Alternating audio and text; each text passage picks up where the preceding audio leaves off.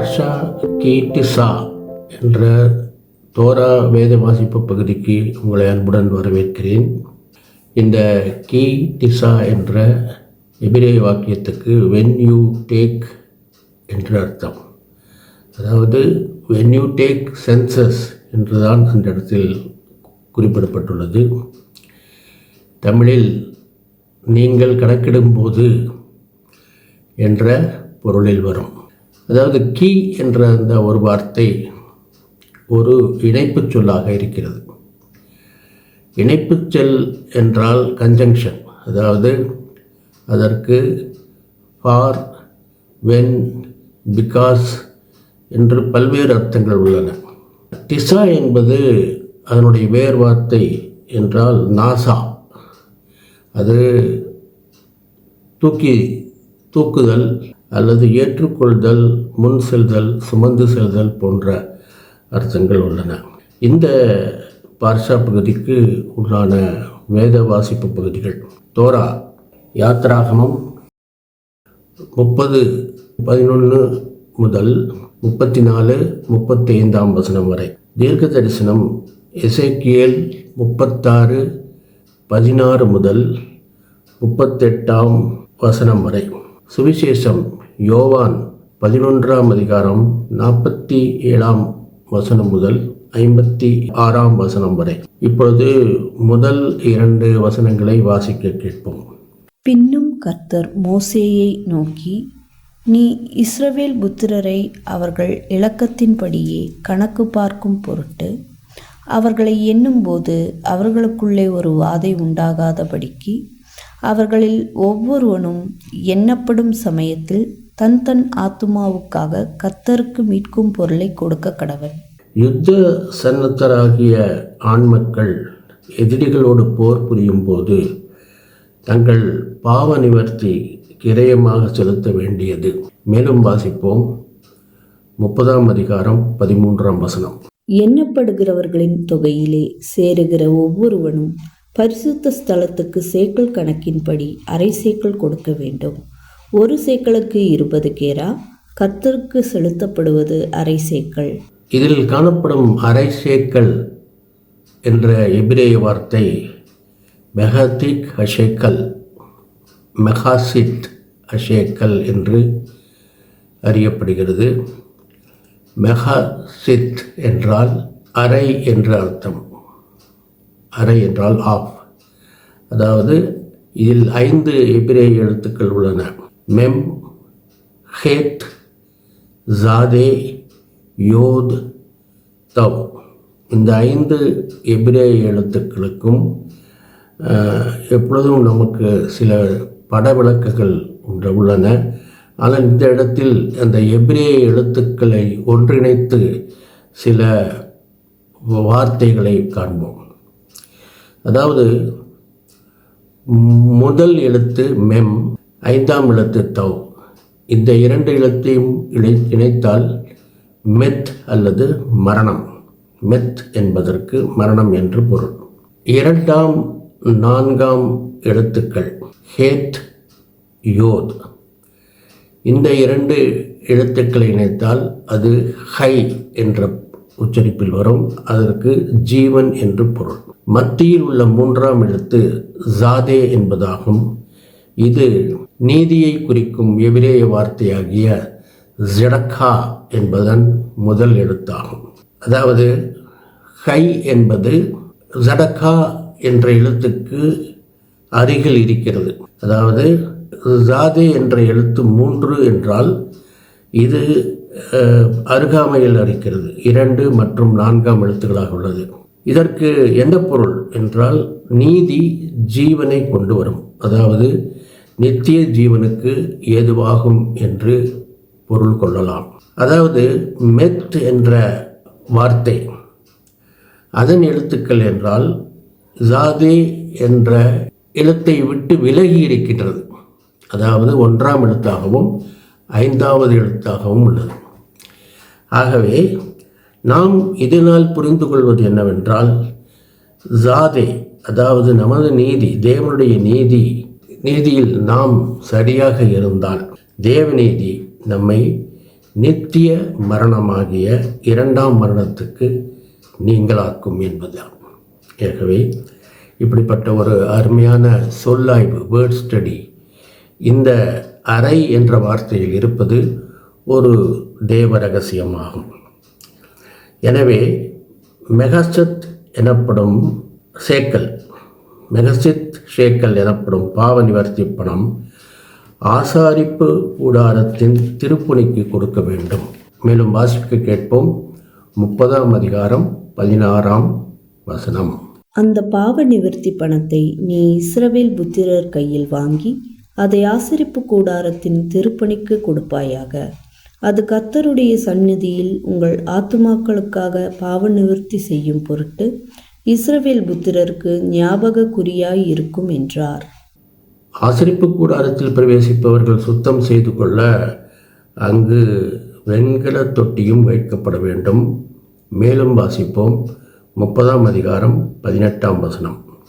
கழுவுகிறதற்கு வெண்கலத்தால் ஒரு தொட்டியையும் வெண்கலத்தால் அதன் பாதத்தையும் உண்டாக்கி அதை ஆசரிப்பு கூடாரத்திற்கும் பலிபீடத்திற்கும் நடுவே வைத்து அதிலே தண்ணீர் வார்ப்பாயாக. அவர்கள் சாகாதபடி கைகளையும் கால்களையும் கழுவுதல் தலைமுறை தோறும் நித்திய கட்டளையாக கொடுக்கப்பட்டுள்ளது. மேலும் இங்கு அபிஷேக தைலம் தயாரிக்கும் முறை விவரமாக தரப்பட்டுள்ளது. வாசிக்க கேட்போம். 30ஆம் அதிகாரம் 23, 24 மற்றும் 25 வசனங்கள். மேன்மையான சுகந்த வர்க்கங்களாகிய சுத்தமான வெள்ளை போளத்தில் பரிசுத்த ஸ்தலத்தின் சேக்கலின்படி 500 சேக்கல் இடையையும், சுகந்த கருவா பட்டையிலே அதில் பாதியாகிய 250 சேக்கல் இடையையும், சுகந்த வசம்பில் 250 சேக்கல் இடையையும், லவங்கப்பட்டையில் 500 சேக்கல் இடையையும், ஒளிவ எண்ணெயில் 1 குடம் எண்ணெயையும் எடுத்து அதனால் பரிமள தைலக்காரன் செய்வது போல கூட்டப்பட்ட பரிமள தைலமாகிய சுத்தமான அபிஷேக தைலத்தை உண்டு பண்ணுவாயாக. அது பரிசுத்த அபிஷேக தைலமாய் இருக்க கடவது. தூப வர்க்கம் ஆசாரிய ஊழியம் செய்பவருக்காக மட்டுமல்ல, இது கர்த்தருக்கு என்று பரிசுத்தமாய் இருக்க வேண்டும். மேலும் ஆசரிப்பு கூடாரத்தில் சித்திர வேலைகள் செய்ய அதற்கேற்ற திறமையுள்ளவனை நியமிக்கும்படி கர்த்தர் கட்டளையிட்டார். மேலும் வாசிப்பு கேட்கும். 31ஆம் அதிகாரம் 1, 2 மற்றும் 3 வசனங்கள். பின்னும் கர்த்தர் மோசேயை நோக்கி, நான் யூதாவின் கோத்திரத்தில் ஊருடைய மகனான ஊரியின் குமாரன் பெசலெயேலை பேர் சொல்லி அழைத்து வினோதமான வேலைகளை அவன் யோசித்து செய்கிறதற்கும், பொன்னிலும் வெள்ளியிலும் வெண்கலத்திலும் வேலை செய்கிறதற்கும். இந்த வசனங்களை தொடர்ந்து என்னென்ன வகையான வேலைகள், அதாவது சித்திர வேலைகள் மற்றும் கட்டிட பணிகள் மற்றும் கல்வெட்டுகள் போன்றவைகள் செய்ய வேண்டும் என்ற முழு விவரங்களும் தரப்பட்டுள்ளன. வேலைகளை பட்டியலிட்டு கூறும் அதே சமயத்தில் கர்த்தர் ஓய்வு நாட்களையும் ஆசரிக்கும்படி அறிவுறுத்தினார். வாசிக்க கேட்போம். 31ஆம் அதிகாரம் 12 மற்றும் 13 வசனங்கள். மேலும் கர்த்தர் மோசேயினிடத்தில், நீ இஸ்ரவேல் புத்திரரை நோக்கி, நீங்கள் என் ஓய்வு நாட்களை ஆசரிக்க வேண்டும். உங்களை பரிசுத்தப்படுத்துகிற கர்த்தர் நான் என்பதை நீங்கள் அறியும்படி இது உங்கள் தலைமுறை தோறும் எனக்கும் உங்களுக்கும் அடையாளமாயிருக்கும். கர்த்தர் மோசேவுடன் பேசி முடித்த பின் சாட்சியின் 2 பலகைகளை கொடுத்தார். வாசிக்க கேட்போம். 31ஆம் அதிகாரம் 18ஆம் வசனம். சீனாய் மலையில் அவர் மோசேயோடே பேசி முடித்த பின் தேவனுடைய விரலினால் எழுதப்பட்ட கற்பலகைகளாகிய சாட்சியின் 2 பலகைகளை அவனிடத்தில் கொடுத்தார். மோசே மலையில் இருக்கும்போது கட்டளைகளை பெற்றுக்கொண்டு அவன் கீழே வர தாமதித்தால் இஸ்ரவேல் புத்திரர் ஒரு தகாத காரியம் செய்ய ஆரோனை வற்புறுத்தினார்கள். வாசிக்க கேட்போம். 32ஆம் அதிகாரம் 1ஆம் வசனம். மோசே மலையிலிருந்து இறங்கி வர தாமதிக்கிறதை ஜனங்கள் கண்டபோது அவர்கள் ஆரோனிடத்தில் கூட்டம் கூடி அவனை நோக்கி, எகிப்து தேசத்திலிருந்து எங்களை அழைத்து கொண்டு வந்த அந்த மோசேக்கு என்ன சம்பவித்ததோ அறியோம். ஆதலால் நீர் எழுந்து எங்களுக்கு முன் செல்லும் தெய்வங்களை எங்களுக்காக உண்டு பண்ணும் என்றார்கள். பொன்னாபரணங்களை உருக்கி வார்ப்பிக்கப்பட்ட பொற்கன்று குட்டியை தெய்வமாக ஏற்றுக்கொண்டு அதற்கு பலிகளை செலுத்தி அதை சுற்றி வந்து அதை ஆர்ப்பரிக்கவும் கொண்டாடவும் செய்தார்கள். அதாவது மோசே தன் கோபத்தினால் தேவன் கொடுத்த கற்பலகைகளையும் உடைத்து போட்டான் என்று பார்க்கிறோம். இந்த பாவத்திற்கு உட்படாத லேவி புத்திரர் மூலம் மற்றவர்கள் கொன்று போடப்பட்டனர். இத்தருணத்தில் பட்டயத்தால் வீழ்ந்தவர்கள் 3000 பேர், ஏறக்குறைய 3000 பேர் என்று காண்கிறோம். அதாவது பின்னாட்களில் புதிய உடன்படிக்கை நாட்களில் பேதுருவின் பிரசங்கத்தால் கூட அன்று 3000 பேர் ரட்சிக்கப்பட்டார்கள் என்று காண்கிறோம். ஆரோன் செய்த கன்றுக்குட்டியை சேவித்தது நிமித்தம் கர்த்தர் அவர்களை மிகவும் வாதித்தார்.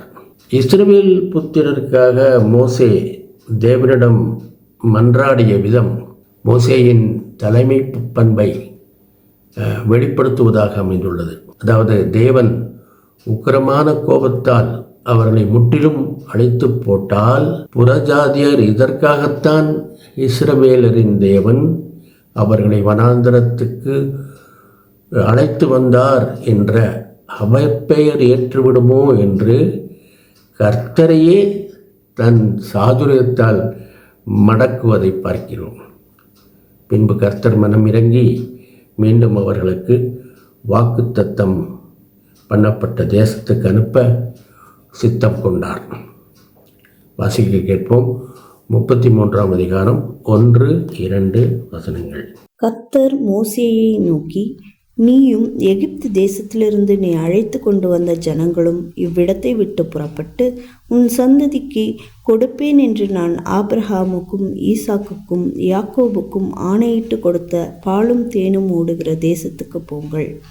நான் ஒரு தூதனை உங்களுக்கு முன்பாக அனுப்பி கானானியனையும் எமோரியனையும் ஏத்தியனையும் பெரிசியனையும் ஏவியனையும் எபூசியனையும் துரத்தி விடுவேன். இப்போது தேவன் அவர்கள் நடுவில் இருக்க மாட்டேன் என்று சொல்கிறார். தூதனை மட்டுமே அனுப்புவேன் என்கிறார். அவருடைய ஆணைப்படி அவர்கள் தங்களிடமிருந்த ஆபரணங்களை கலற்றி போட்டார்கள். மேலும் வாசிப்போம். 33ஆம் அதிகாரம் 7ஆம் வசனம். மோசே கூடாரத்தை பெயர்த்து அதை பாளையத்துக்கு புறம்பே தூரத்திலே போட்டு அதற்கு ஆசரிப்பு கூடாரம் என்று பெயரிட்டான். கர்த்தரை தேடும் யாவரும் பாளையத்துக்கு புறம்பான ஆசரிப்பு கூடாரத்துக்கு போவார்கள். கூடாரத்தில் தேவன் மோசேயிடம் முகமுகமாய் பேசினார் என்று காண்கிறோம். நூனின் குமாரனாகிய யோசுவாவும் அவனை விட்டு பிரியாதிருந்தான் என்றும் பார்க்கிறோம். வாசிக்க கேட்போம். 33ஆம் அதிகாரம் 12ஆம் வசனம். மோசே கர்த்தரை நோக்கி, தேவரீர் இந்த ஜனங்களை அழைத்து கொண்டு போ என்று சொன்னீர். ஆகிலும் என்னோடே கூட இன்னாரை அனுப்புவேன் என்பதை எனக்கு நீர் அறிவிக்கவில்லை. என்றாலும் உன்னை பேர் சொல்லி அழைத்து அறிந்திருக்கிறேன் என்றும் என் கண்களில் உனக்கு கிருபை கிடைத்தது என்றும் தேவரீர் சொன்னதுண்டே.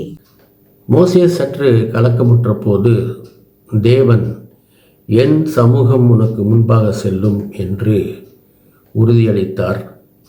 எபிரேயத்தில் என் முகம், அதாவது பனை என்று குறிப்பிடப்பட்டுள்ளது. தமிழ் வேதாகமத்திலும் கூட சமூகம் என்பது, அதாவது அந்த இடத்தில் மூ என்ற எழுத்து நெடிலாக பயன்படுத்தாமல் குறிலாக பயன்படுத்துவதை காண்போம். சமூகம் என்று குறிப்பிடப்பட்டுள்ளதை காண்கிறோம். தொடர்ந்து கன்மலை வெடிப்பில் வைத்து தேவன் தன் மகிமையை மோசேக்கு காண்பித்தார். அதாவது மோசேவுக்கு தன் முழு தரிசனத்தை காண்பித்தால் எங்கு அது ஒரு பெரிய காரியமாக அதாவது ஏற்பட்டு விடுமோ என்ன விளைவுகள் ஏற்படும் என்று நினைத்தார். அதனால் அவர் தனது முதுகை காட்டினார். என்று பார்க்கிறோம். தன் மகிமையை மோசேக்கு காண்பித்தார். மலை இடுக்கிலே, கண்மலை வெடிப்பிலே இந்த சம்பவம் நடந்தது. மேலும் மோசே மலையின் அடியிலே எரிந்து உடைத்து போட்ட கற்பலகைகளுக்கு ஈடாக மீண்டும் 2 கற்பலகைகளை கொடுக்க முற்பட்டார். 34ஆம் அதிகாரம் 1ஆம் வசனம். கர்த்தர் மோசேயை நோக்கி, முந்தின கற்பலகைகளுக்கு ஒத்த 2 கற்பலகைகளை இழைத்துக்கொள். நீ உடைத்து போட்ட முந்தின பலகைகளில் இருந்து வார்த்தைகளை அவைகளில் எழுதுவேன்.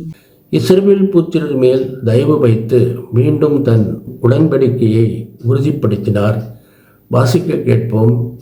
34:10ஆம் வசனம். அதற்கு அவர், இதோ நான் ஒரு உடன்படிக்கை பண்ணுகிறேன். பூமி எங்கும் எந்த ஜாதிகளிடத்திலும் செய்யப்படாத அதிசயங்களை உன் ஜனங்கள் எல்லாருக்கும் முன்பாகவும் செய்வேன். உன்னோடே கூட இருக்கிற ஜனங்கள் எல்லாரும் கர்த்தருடைய செய்கையை காண்பார்கள். உன்னோடே கூட இருந்து நான் செய்யும் காரியம் பயங்கரமாயிருக்கும். மேலும் இதே கருத்தை வலியுறுத்தும் மற்றொரு வசனத்தையும் வாசிக்க கேட்போம். எரேமியா 31:31ஆம் வசனம். இதோ நாட்கள் வரும் என்று கர்த்தர் சொல்லுகிறார். அப்பொழுது இஸ்ரவேல் குடும்பத்தோடும் யூதா குடும்பத்தோடும் புது உடன்படிக்கை பண்ணுவேன். சீனாய் மலையில் தேவன் சொல்லிய யாவற்றையும் இஸ்ரவேல் புத்திரருக்கு மோசே கற்பித்தான். அவன் முகம் பிரகாசித்திருப்பதை கண்டு இஸ்ரவேல் புத்திரர்கள் வியப்படைந்தனர். வாசிப்போம். 34ஆம் அதிகாரம் 29ஆம் வசனம். மோசே சாட்சி பலகைகள் 2ஐயும் தன் கையில் எடுத்துக்கொண்டு சீனாய் மலையிலிருந்து இறங்குகிற போது தன்னோடே அவர் பேசினதினாலே தன் முகம் பிரகாசித்திருப்பதை அவன் அறியாதிருந்தான். தற்பொழுது இந்த பார்சா பகுதியின் ஹப்டரா பகுதிக்கு வருவோம். வனாந்தரத்தில் இஸ்ரவேல் புத்திரர் நிகழ்த்திய பொற்கன்று குட்டியை சேவித்த பாவத்துக்கு நிகராக பின்னாட்களிலும் தங்களை நரகலான விக்கிரகாராதனை மூலமாக இஸ்ரவேல் புத்திரர் தீட்டுப்படுத்தி கொண்டனர் என்று பார்க்கிறோம். அதன் நிமித்தம் அவர்கள் மீது தேவன் தன் உக்கிரத்தை ஊட்டினார். அவர்கள் சிதறடிக்கப்பட்ட போது புறஜாதியார் அவர்களை கர்த்தருடைய ஜனங்கள் என்று சொன்னார்கள். அதாவது அந்த விக்கிரகங்களை சேவித்த ஜனங்களும் கூட முழுமுதற் கடவுளான கர்த்தருடைய ஜனங்கள் என்று சொன்னது கர்த்தருக்கு எப்படி இருந்திருக்கும்? அது ஒரு பெரிய பரிசுத்த குலைச்சலாக இருந்திருக்கும். எனவே கர்த்தர் அவர்கள் செய்த பரிசுத்த குலைச்சலின் நிமித்தம் அவர்களை சிதறடிக்க பண்ணினார். வாசிக்க கேட்போம். எசேக்கியேல் 36ஆம் அதிகாரம் 22ஆம் வசனம். ஆதலால் நீ இஸ்ரவேல் வம்சத்தாரை நோக்கி, கர்த்தராகிய ஆண்டவர் உரைக்கிறது என்னவென்றால், இஸ்ரவேல் வம்சத்தாரே, உங்கள் நிமித்தமல்ல, நீங்கள் வந்து சேர்ந்த புறஜாதிகளிடத்தில் பரிசுத்த குலைச்சலாக்கின என் பரிசுத்த நாமத்தின் நிமித்தமே நான் இப்படி செய்கிறேன். ஆனால் அப்படியே நின்றுவிடவில்லை. தேவன் கோபம் கொண்டாலும் மீண்டும் தமது கிருபையினால் அவர்களை சேர்த்துக் கொள்பவராக இருக்கிறார். ஆனாலும் தயவு கூர்ந்து அவர்களை சுத்தமாக்குவேன் என்றார். வாசிக்க கேட்போம். எசேக்கியேல் 36:26ஆம் வசனம். உங்களுக்கு நவமான இருதயத்தை கொடுத்து உங்கள் உள்ளத்திலே புதிதான ஆவியை கட்டளையிட்டு கல்லான இருதயத்தை உங்கள் மாம்சத்திலிருந்து எடுத்து போட்டு சதையான இருதயத்தை உங்களுக்கு கொடுப்பேன். புதிய உடன்படிக்கை பகுதியில் யூதேயாவின் பிரதான ஆசாரியன் மேசியாவின் மூலம் தேவன் நிறைவேற்ற உள்ள இரட்சணியத்தை பற்றி அவரை எதிர்ப்பவனாக இருந்தும் அந்த நாளுக்குரிய பிரதான ஆசாரியன் என்ற முறையில் அவருடைய இரட்சணிய திட்டத்தை பற்றிய ஒரு சாட்சியை கூறுகின்றான். வாசிக்க கேட்போம். யோவான் 11ஆம் அதிகாரம் 50 மற்றும் 51 வசனங்கள். ஜனங்கள் எல்லாரும் கெட்டு போகாதபடிக்கு ஒரே மனுஷன் ஜனங்களுக்காக மரிப்பது நமக்கு நலமாய் இருக்கும் என்று நீங்கள் சிந்தியாமல் இருக்கிறீர்கள் என்றான். இதை அவன் சுயமாய் சொல்லாமல் அந்த வருஷத்து பிரதான ஆசாரியனானபடியினாலே இயேசு யூத ஜனங்களுக்காக மரிக்கப் போகிறார் என்றும். நிறைவாக தேவன் இஸ்ரவேல் புத்திரரை அடிமைத்தன வீடாகிய எகிப்திலிருந்து தமது பலத்த கரத்தாலும் ஓங்கிய புயத்தாலும் விடுவிக்கப்பட்டும் தொடர்ந்து பல அற்புதங்களை கண்ணார கண்டும் அவர்கள் விக்கிரகாராதனை செய்து சோரம் போனார்கள் என்று பார்க்கிறோம். யுத்த சன்னத்தராகிய ஆண் மக்களுக்கு அரை சேக்கல் பாவ நிவாரண கிரயம் பற்றி இந்த பகுதியிலே வாசித்தோம். அதற்கான எபிரேய வார்த்தையாகிய மெஹசித் ஹஷேக்கல் என்ற வார்த்தையிலும் கூட பொதிந்துள்ள ரகசியத்தையும் கற்றுக்கொண்டோம்.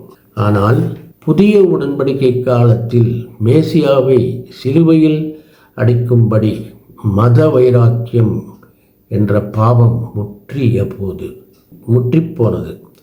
ஆனாலும் அவர் சிந்திய இரத்தம் மட்டுமே நமக்கு மீட்கும் பொருளாக, மீட்கும் கிரயமாக இருந்தது என்று அறிகிறோம். எனவே இந்நாளில் நமக்கு கிடைத்த மெஹசித் ஹசேக்கல் இயேசு கிறிஸ்துவின் இரத்தமே. ஷபாத் ஷலோம்.